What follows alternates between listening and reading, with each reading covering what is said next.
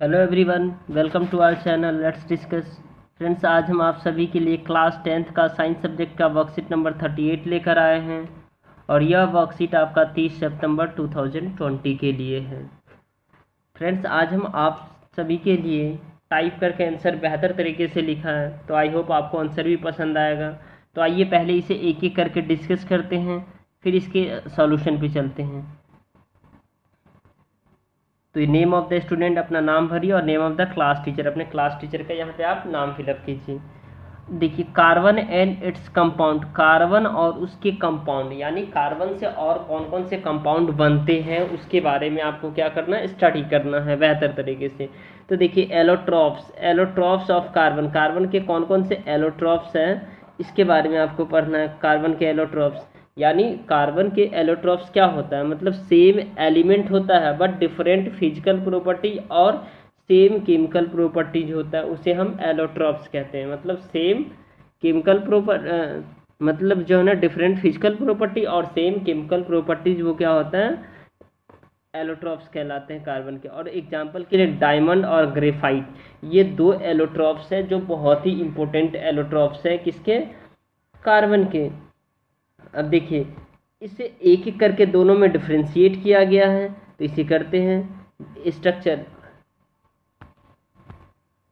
Hexagonal arrays placed in the layer on the above the other। और diamond 3 dimensional hard structure होता है। Diamond का कैसा structure, hard structure होता है, जबकि जो है ना, बॉन्डिंग कैसी होती है ग्रेफाइट का, तो each carbon atom is bonded to 3 other carbon atoms, one of these bonds is a double bond। जबकि डायमंड क्या होता है, diamond each carbon atom is bond to be 4 other carbon atom, हर एक कार्बन दूसरे carbon atom से क्या होता है, बाउंड होता है, और forming a rigid 3 dimensional structure, और कैसा करता है, 3 डायमेंशनल स्ट्रक्चर बनाता है। अपीयरेंस स्मूथ एंड स्लिपरी होता है, कैसा होता है, स्मूथ एंड स्लिपरी होता है। हार्डेस्ट नोन सब्सटेंस होता है ये डायमंड यानी हीरा जो है ना, सबसे हार्ड, दुनिया का सबसे कठोर सब्सटेंस जो है ना, वो हीरा ही है। कंडक्टिविटी अगर देखें ग्रेफाइट का, तो ग्रेफाइट का कंडक्टिविटी क्या होता है, ग्रेफाइट जो है ना क्या होता है, ये गुड कंडक्टर ऑफ इलेक्ट्रिसिटी होता है। क्यों, क्योंकि because the free of electron. अब कोई भी पूछे graphite good conductor of electricity होता है, but why, because the graphite is a good conductor of electricity, because graphite है फ्री ऑफ इलेक्ट्रॉन। और where is the diamond is the bad conductor of electricity. Why diamond is the bad conductor, because इसमें जो है ना electricity follow नहीं होता, और ये डायमंड अधातु है, मतलब नॉन मेटल है। अब यूजेस देख सकते हैं इसका, किसका, ग्रेफाइट का यूजेस क्या होता है, लुब्रिकेंट पेंसिल और लीड में करते हैं। कहाँ करते हैं, लुब्रिकेंट पेंसिल और लीड में करते हैं। जबकि डायमंड का कटिंग टूल्स ज्वेलरी में करते हैं। कहाँ करते हैं, कटिंग टूल्स एंड ज्वेलरी में करते हैं। अब आप देख पा रहे होंगे, ये जितना जो यहाँ पे बना हुआ है, ये गोल गोल सा जो छोटे छोटे बॉल की तरह दिख रहा है, ये सारे कार्बन हैं। और ये कैसे अरेंज है, देखिए, जैसे एक कार्बन है, ये हाइड्रोजन, ये का हाइड्रोजन, ठीक है, ये हाइड्रोजन, ये हाइड्रोजन, इसी तरह 4 हाइड्रोजन से क्या होता, ये सारे कार्बन बंधे हुए। तो ये स्ट्रक्चर ऑफ डायमंड है, और ये स्ट्रक्चर ऑफ ग्रेफाइट है, और ये स्ट्रक्चर ऑफ मिनिस्टर फुलेरीन है। आपसे एग्जाम में एक क्वेश्चन पूछा जाता है, बताइए जो इस सभी में से कौन सा एक अधातु है और कौन सा नहीं है। तो या तो अधातु है तो चारों इसमें से किसी एक को रखेगा उसमें, जैसे बकमिनिस्टर फुलेरीन को, और दो अलग अलग एलिमेंट का नाम दे देगा, फिर पूछेगा कौन सा। अगर इस तीनों को रखेगा और एक किसी और को मिला देगा, बोलेगा कौन सा इसमें से जो है ना नॉन मेटल नहीं है और कौन सा नॉन मेटल है, ऐसे करके पूछ सकता है।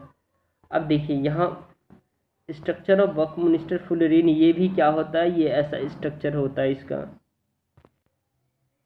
उसके बाद आप स्ट्रक्चर ऑफ द ग्रेफाइट, इसको आप बना सकते हैं। ताकि आपको बेहतर अच्छा लगे, अगर ये प्रैक्टिस करना चाहिए। वैसे ये क्लास 12th का है, डायमंड और graphite.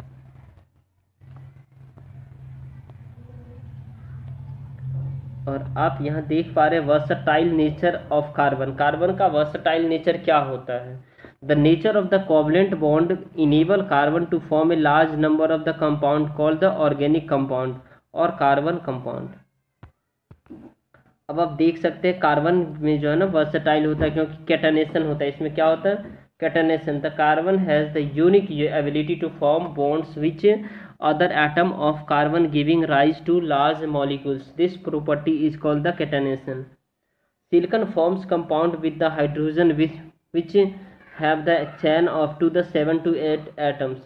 But these compound are very reactive. ये क्या होता है? कंपाउंड काफ़ी रिएक्टिव होता है। The carbon both is very strong and stable. This gives us the large number of compound with many carbon atom linked to each other. अर्थात carbon जो है ना कैटानेशन प्रॉपर्टी क्या होता है? तो कार्बन के पास एक जो है ना क्या होता है? यूनिक एबिलिटी होता है, ठीक है, बॉन्ड बनाने की, ठीक है, और मॉलिक्यूल्स के साथ। तो ये प्रॉपर्टी जो क्या कहलाता है? कैटानेशन प्रॉपर्टी कहलाता है। वैसे भी 2 नंबर में या 1 नंबर में ये कैटानेशन प्रॉपर्टीज ऐसे ही एज इट इज पूछा जाता है, तो आपको इसे भी याद करना है। अब आप देख पा रहे हैं यहाँ पे tetra valency. Carbon has 4 valence electrons. It can bound with 4 carbon atoms, monovalent atom, oxygen, hydrogen, nitrogen, sulphur, chlorine. अब देखिए, one reason for the formation of the strong bonds by the carbon is it is small size. और strong bond अगर carbon बनाता है तो क्यों बनाता है? क्योंकि इसमें स्ट्रॉन्ग बॉन्ड होता है, और जो कार्बन स्मॉल साइज में होता है। This enable the nucleus to hold on to the shared pair of the electron strongly. वो क्या करता है? जो स्ट्रांगली जो है ना क्या करता है? एक दूसरे को कैरी करके रखता है इलेक्ट्रॉन को। Bonds form by the element having the large atom are much weaker. अब इसके बाद आप देख पा रहे हैं यहाँ पे diamond. Diamond can be synthesized by the subjecting the pure carbon to very high pressure. Diamond को क्या किया जाता है? प्योर कार्बन और very high pressure and temperature पर सिंथेसाइज किया जाता है। Diamond are small but the otherwise indistinguishable from natural diamond, और ये इंडिस्टिंग्विशेबल नेचुरल होता है डायमंड का। ओके, अब आप देख पा रहे हैं फुलरीन। ये फुलरीन को आपको याद ही करना पड़ेगा, क्योंकि फुलरीन आता ही है एग्जाम में। Fullerene form another class of carbon. ये दूसरे क्लास ऑफ कार्बन होता है, अर्थात ये भी इसी तरह का होता है, एलोट्रॉप्सी है कार्बन का।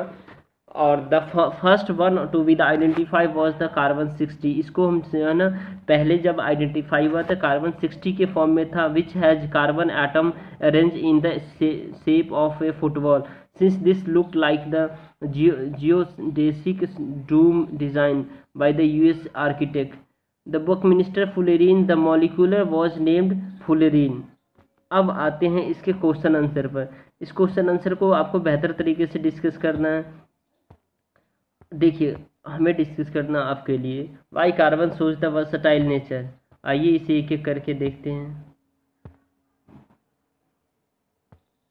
सब्सक्राइब जरूर कीजिएगा।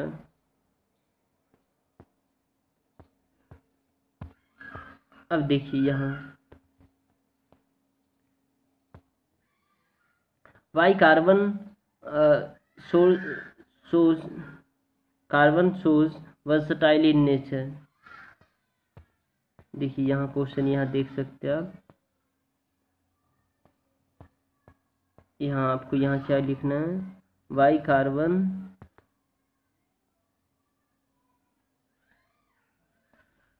shows versatile nature.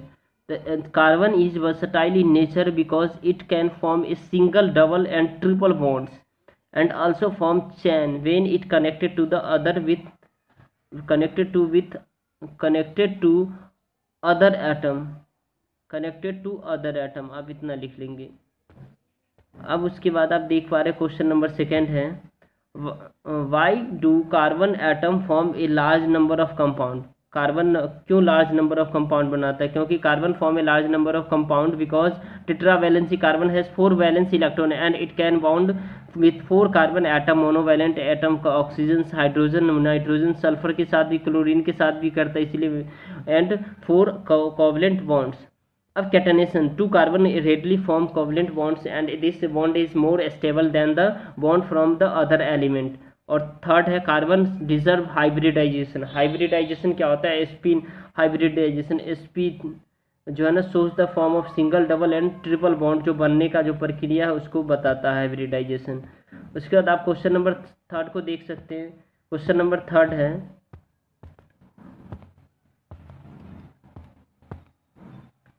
what is the minimum number of the carbon atom in fullerene and what is the its shape। तो minimum number of the carbon atom fullerene में कितना होता है और इसका शेप क्या, ये क्वेश्चन पूछा गया है। तो आप देख सकते हैं यहाँ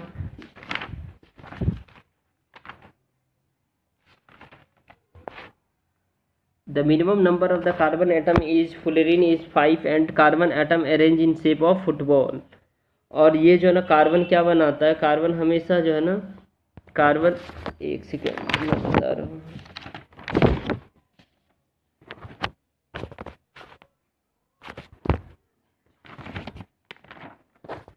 अब क्वेश्चन नंबर फोर्थ में चलते हैं।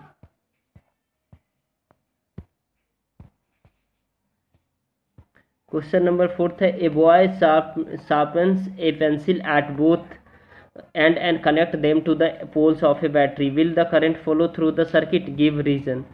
Yes, the current will follow through the electric circuit. This is because the black substance of the pencil is graphite and it is a good conductor of electric, यहाँ पे of आएगा, of electricity, but graphite is non metal, याद रखना है। और ये exception है, क्या एक्सेप्शन है? पूछेगा कौन सा नॉन मेटल है तो ग्रेफाइट का नाम दे देगा और पूछेगा, तो ग्रेफाइट नॉन मेटल होता है एक्सेप्शन में, बट इसमें इलेक्ट्रिसिटी फ्लो होता है। तो वीडियो पसंद आए तो लाइक शेयर सब्सक्राइब कीजिए।